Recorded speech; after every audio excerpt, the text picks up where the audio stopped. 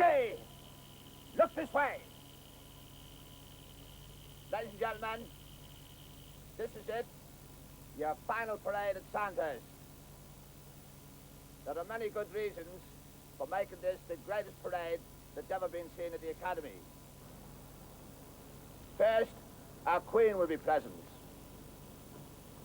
Secondly, for your family and friends, many of whom have come a long way today to be with you.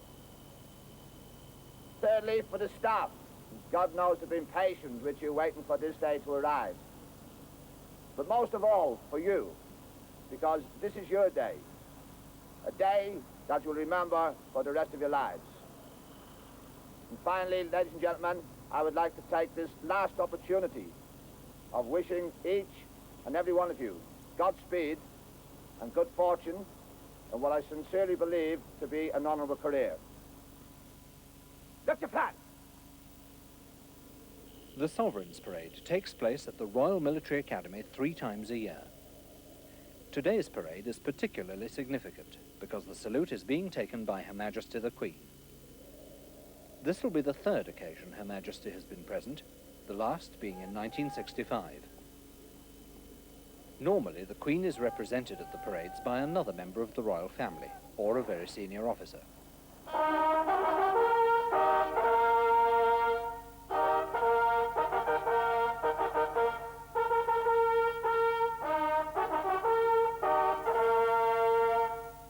Her Majesty is accompanied by the Commandant of Sandhurst, Major General Richard Keithley, ex-5th Inniskillen Dragoon Guards.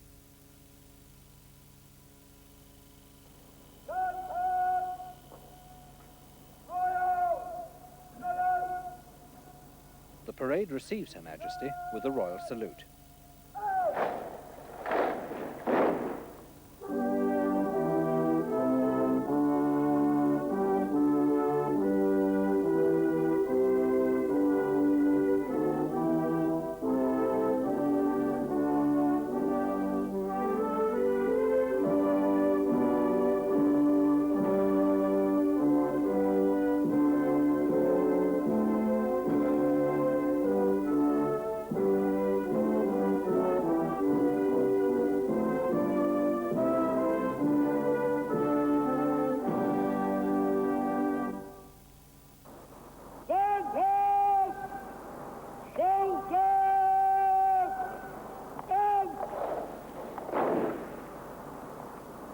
The parade today is commanded by Major Julian Lancaster, MBE, Scots Guards.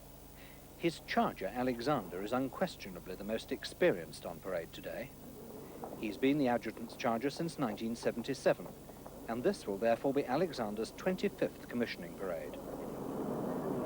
Your Majesty, the Royal Military Academy Sandhurst is formed up, present and ready for your inspection. There are 677 student officers and officer cadets on parade, of whom 406 are being commissioned or having their commissions confirmed. May I have your permission for the senior divisions to stand fast and the remainder to stand at ease. Man, please.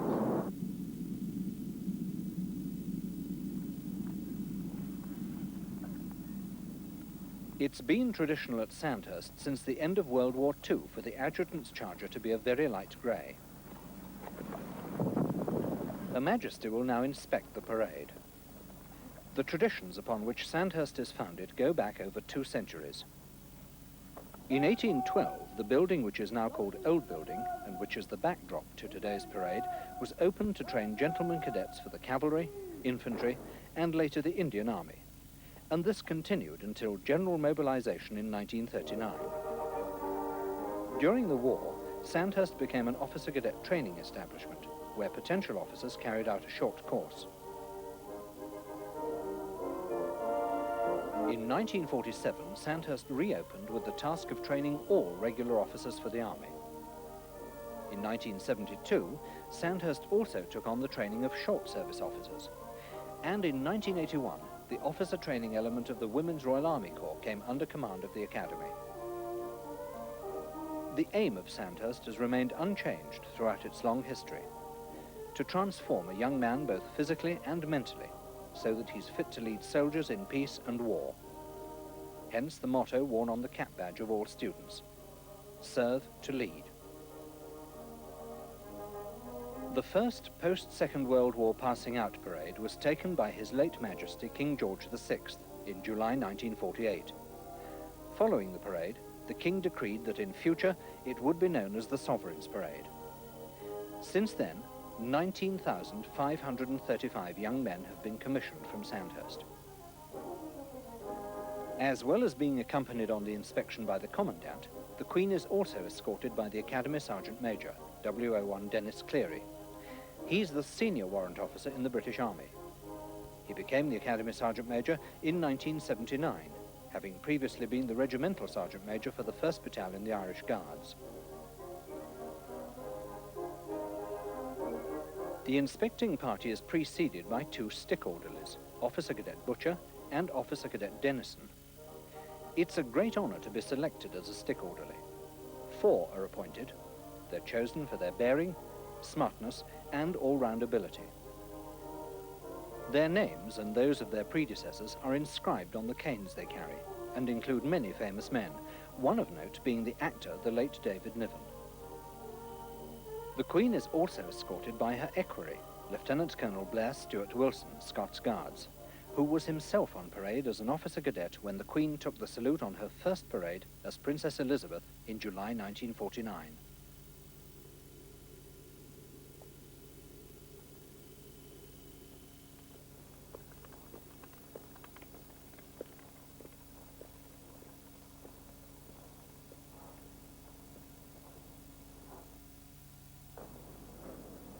Sandhurst! Charge! Number 15 platoon! Shoulder! Arms!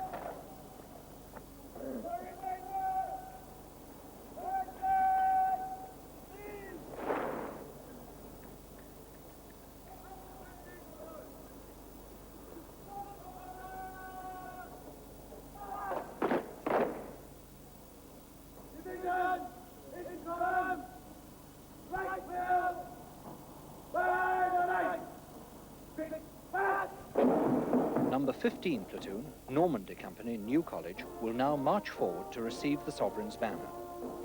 The banner is presented to the new Sovereign's Platoon, which comes from the junior division of the Standard Military Course. The Sovereign's Platoon is chosen after competitions in drill, orienteering, shooting, and a cross-country race designed to bring out the best in endurance and teamwork from the officer cadets. Sandhurst today runs a variety of courses, and I would like to take this opportunity as the Sovereign's Platoon designate marches into position to receive the banner to mention the 2 main ones. The Standard Military Course, which lasts for 28 weeks, is attended by all male non-graduates. The course provides essential instruction in leadership, tactics, map reading, signals, skill at arms, drill, administration and organisation. Between 2 and 4.5 years after leaving Sandhurst, regular officers and short service officers converting to a regular commission return to Sandhurst to attend the 14-week regular career course. The aim of this is to lay a foundation of professional academic knowledge for non-graduate officers. Male graduate officers attend the standard graduate course of 28 weeks duration. This is a mix of the syllabuses of the standard military course and the regular career course, but much compressed. The graduates join the course as probationary second lieutenants, and on successful completion of the course, their commissions are confirmed, and together with the non-graduates, they leave to join their regiments or attend special to arm courses. The Sovereign's Platoon is commanded by Junior Under Officer Ruff, the best student of the standard military course, who will later in the parade receive the Sword of Honour from Her Majesty. The banner carried today was presented by the Queen at Buckingham Palace in 1978. The platoon which will bear the banner, which is only lowered to the reigning sovereign, is called by Her Majesty's wish the Sovereign's Platoon. The banner is carried by Junior Under Officer Swire, who is being commissioned today into the Grenadier Guards. The 2 escorts are Officer Cadet Mason Smith and Officer Cadet Gibb. The banner is handed to the Academy Sergeant Major. As can be seen, the Academy Sergeant Major's sword is drawn. This is the only occasion apart from the Queen's Birthday Parade, when this is done by a Sergeant Major on parade.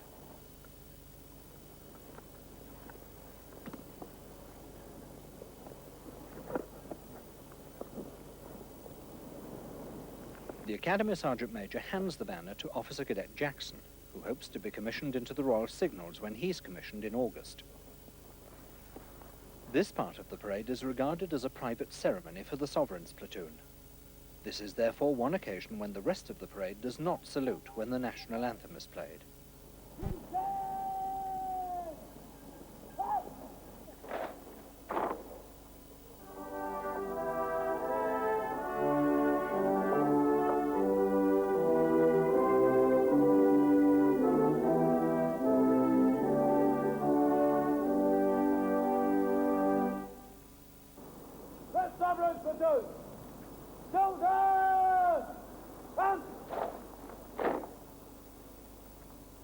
The Sovereign's banner will now be trooped along the ranks of the junior division.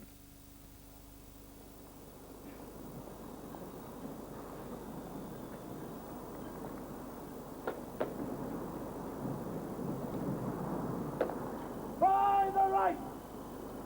Slow! March! The Standard Military Course and the Standard Graduate Course are the major courses run at Sandhurst.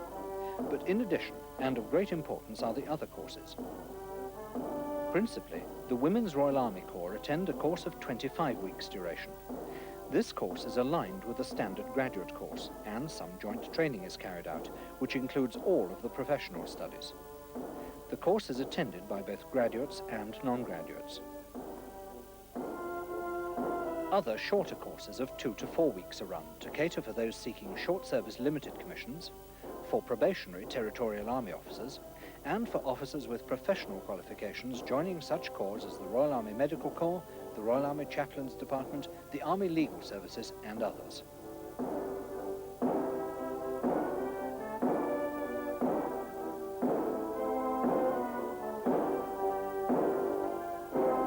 This part of the parade is similar to the Queen's Birthday Parade, which takes place every summer on Horse Guards Parade in London.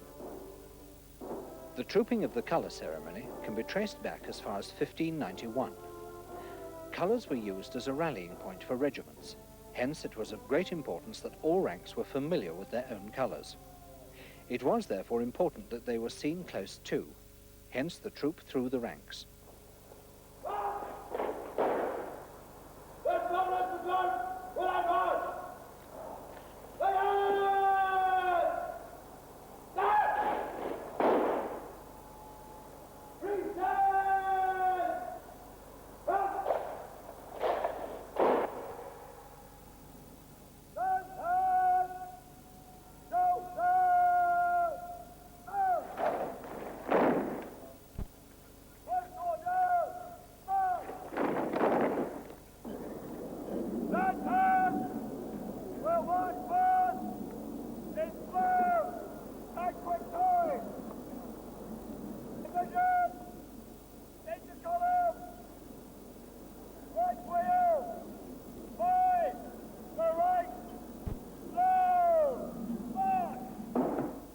The parade, led by the senior division, then marches past Her Majesty in slow time. As the parade steps off, the half companies form divisions into column, and then wheel into line for the march past. This drill, now used throughout the army, originated at Sandhurst to overcome the restriction of the small size of the parade ground here.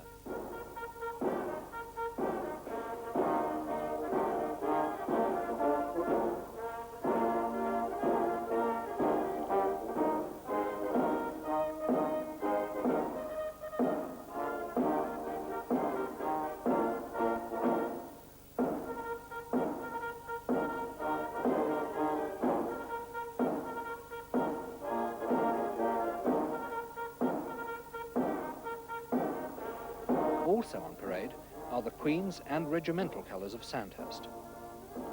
Colours were first presented to the Royal Military Academy in 1813 by Her Majesty Queen Charlotte.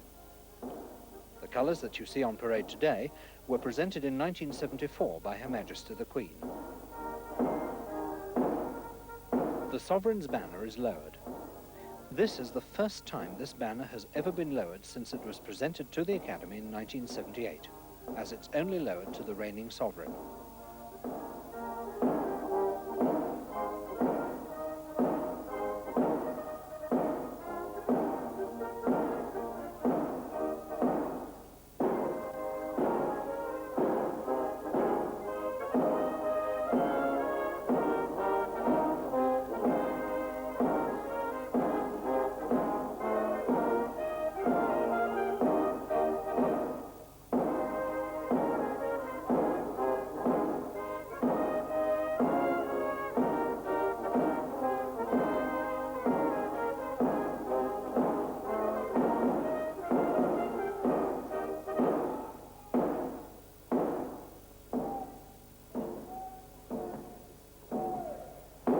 The drum indicates the change of pace to the parade, and they will now march past in quick time. The band on parade today is found by the Scottish Division and is from the King's Own Scottish Borderers and the Queen's Own Highlanders. Up until August last year, Sandhurst had its own band, but this very sadly was disbanded, and now a band is posted to Sandhurst for each 14-week term. So this is the last parade for the band, as well as for those students being commissioned.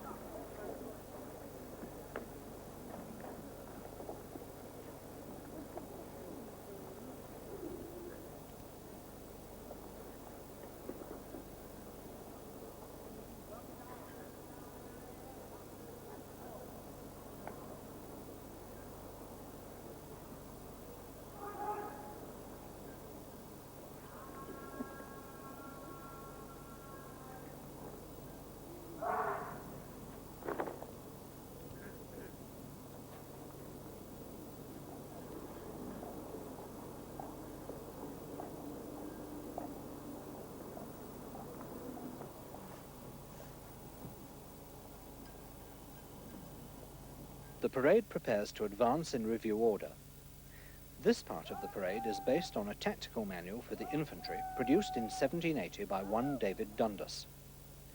18 manoeuvres were laid down designed to combat the tactical moves of the enemy, both in attack and defence. Every unit had to perform these manoeuvres each year before a reviewing general. The 18th and last manoeuvre was the attack in line, and consisted of an advance, followed by a volley to the right and a volley to the left.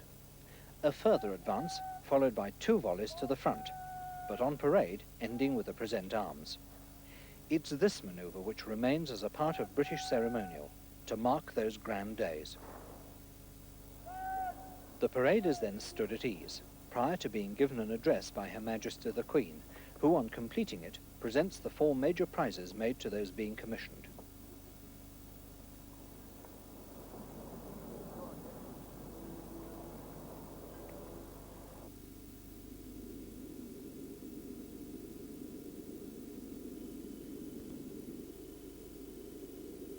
Each prize denotes outstanding qualities in those concerned.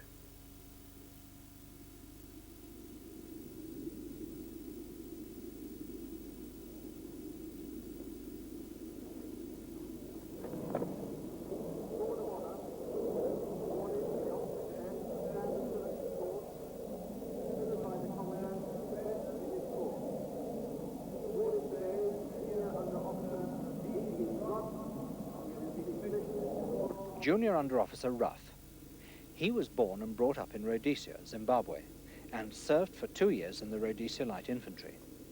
He arrived in England 6 years ago. He's been commissioned into the RAOC and is soon to start the Royal Marine Commando course with a view to then joining the Royal Marine RAOC Company. He retains the sword, which is of the pattern used by his corps.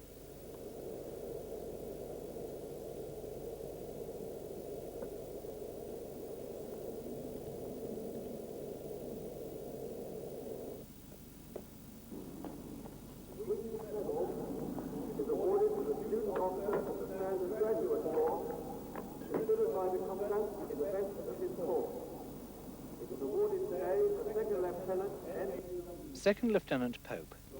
He went up to Jesus College, Cambridge as an Army cadet. He read economics and achieved an honours degree. He's to be commissioned into the Royal Signals. His first posting is to the Queen's Gurkha Signal Regiment in Hong Kong.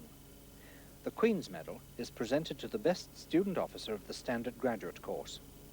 It's a personal award of the Queen's. The medal is made of gold and is inscribed.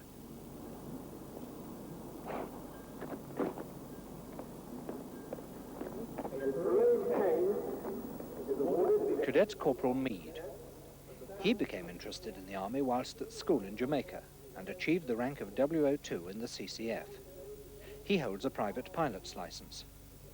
There are 40 overseas cadets on parade from 23 countries. Cadets from 63 countries have attended Sandhurst courses. Of these, 3 are currently heads of state: Jordan, Oman, and Brunei.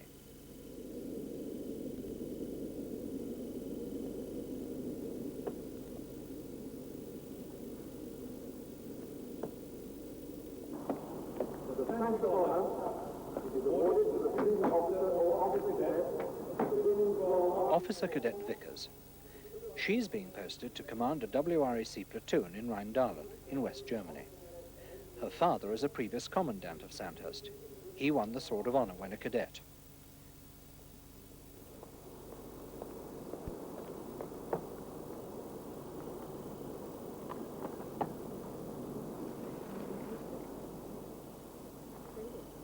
The beech brown sash of silk has been awarded since 1950, when the WRAC uniform changed from khaki to today's Lovat green. At that stage, Sam Brown belts were replaced by sashes.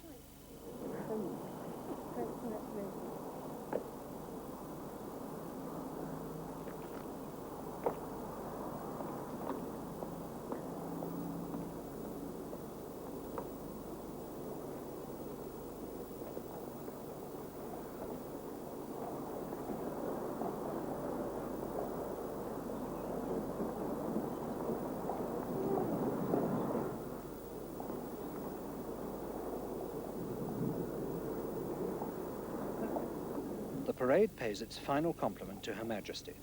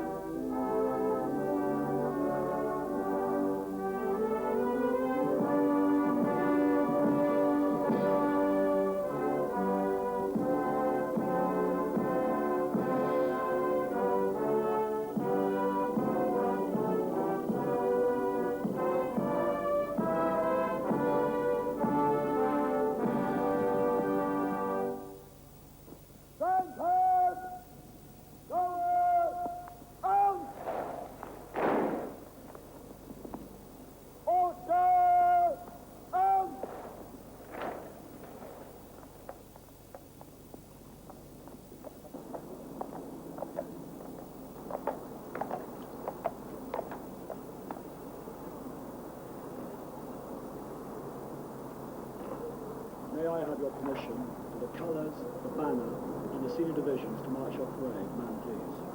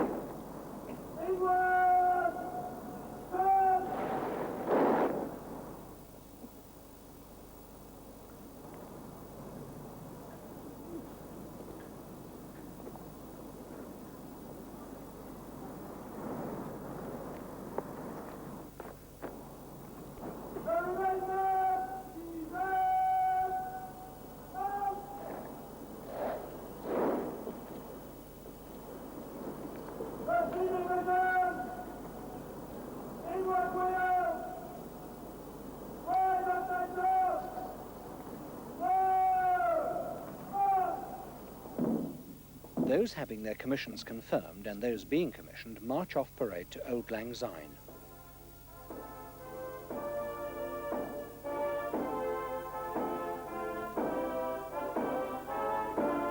The junior division, who will be commissioned at the next parade, present arms as their seniors march up the steps of Old Building.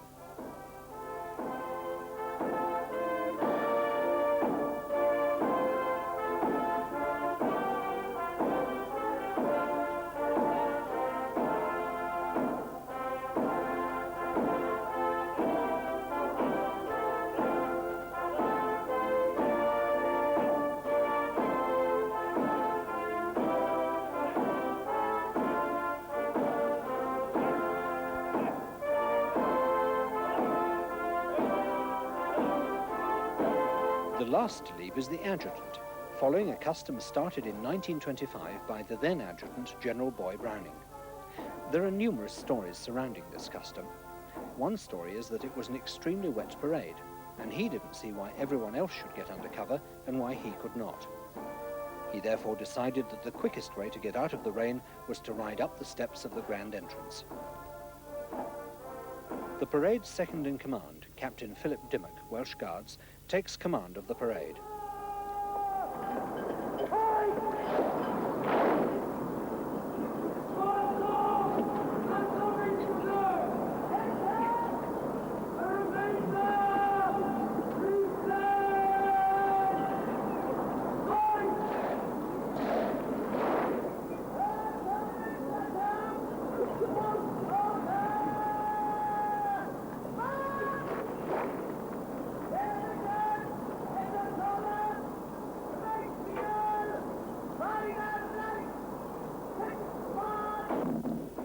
The Sovereign's platoon march off parade with the banner, which will remain in their safekeeping until the next commissioning parade.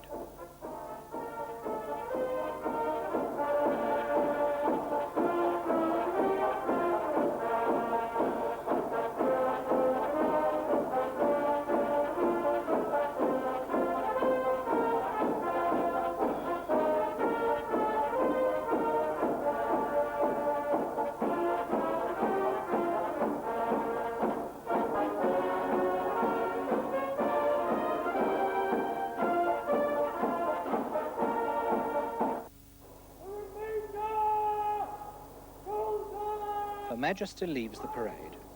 I'm sure all on parade today will remember her address, particularly those being commissioned, when she said, "When you march up the steps, remember with pride those who have passed that way before. You are now taking over from them the task of maintaining the effectiveness of the British Army in peace and war. I place that trust in you with confidence. My prayers for your success and safety will follow you, wherever you may be called upon to serve."